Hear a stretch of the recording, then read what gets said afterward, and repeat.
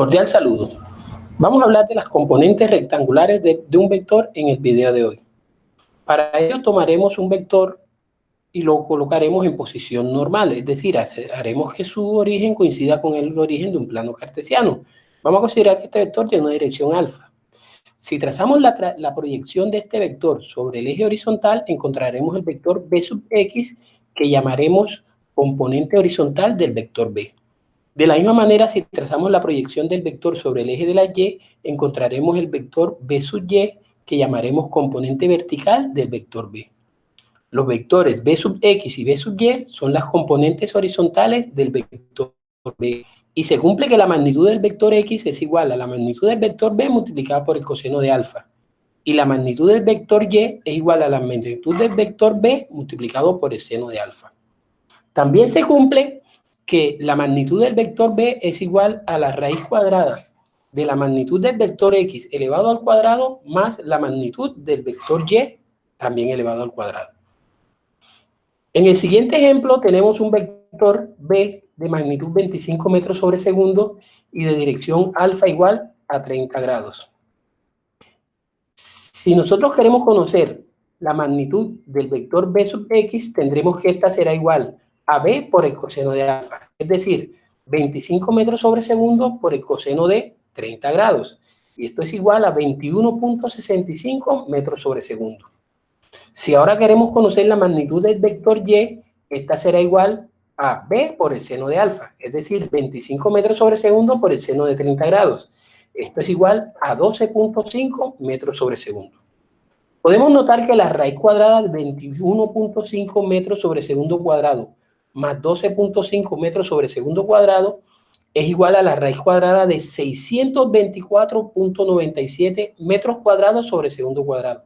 Y eso es igual a 24.999 metros sobre segundo cuadrado. Esto es aproximadamente 25 metros sobre segundo, con lo cual se comprueba lo que habíamos planteado en la diapositiva anterior. Ahora vamos a considerar a los vectores A, B, C, D y E y hallaremos su suma mediante el método geométrico. Es decir, en el plano cartesiano dibujamos el vector A. Vamos a hacer que el vector A esté ubicado en posición normal. Y entonces así podremos calcular la componente horizontal del vector A y la componente vertical del vector B. Seguidamente, desde el vector A dibujamos al vector B con sus respectivas componente horizontal y componente vertical.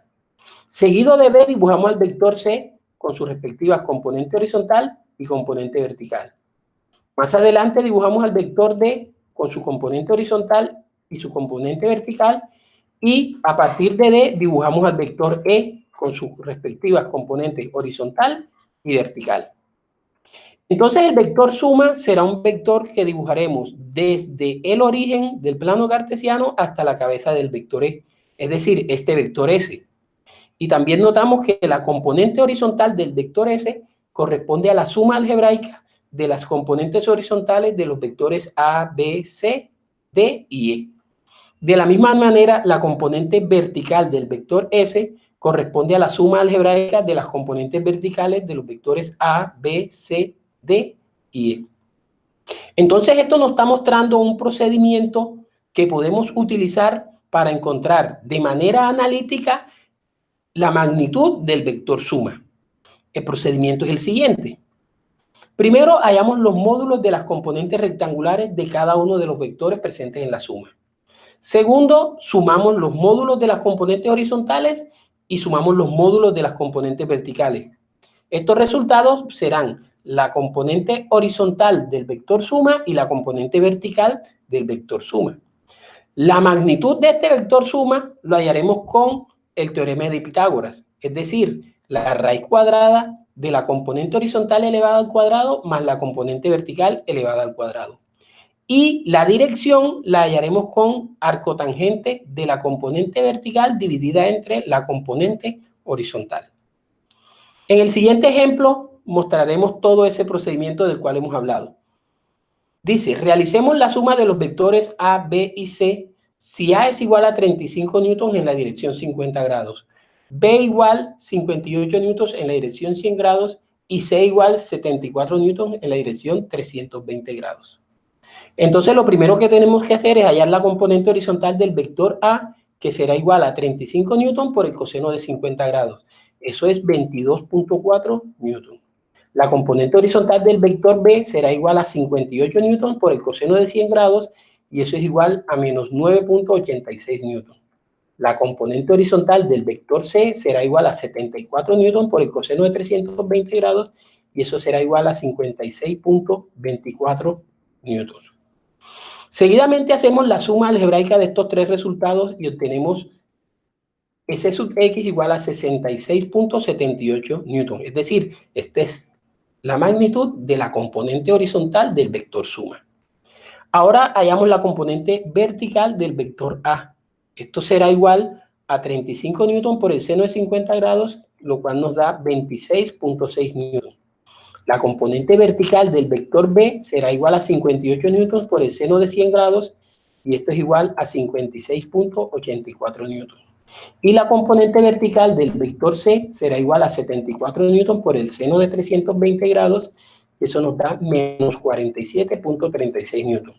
La suma algebraica de estos tres resultados nos da que la componente vertical del vector suma será 36.08 newtons.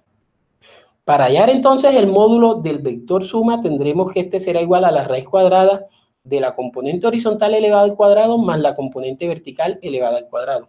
Es decir, raíz cuadrada de 66.78 newtons elevado al cuadrado más 30.08 newtons elevado al cuadrado. Eso nos da igual a la raíz cuadrada de 5.364.36 newtons elevados al cuadrado, lo que corresponde a 73.24 newtons.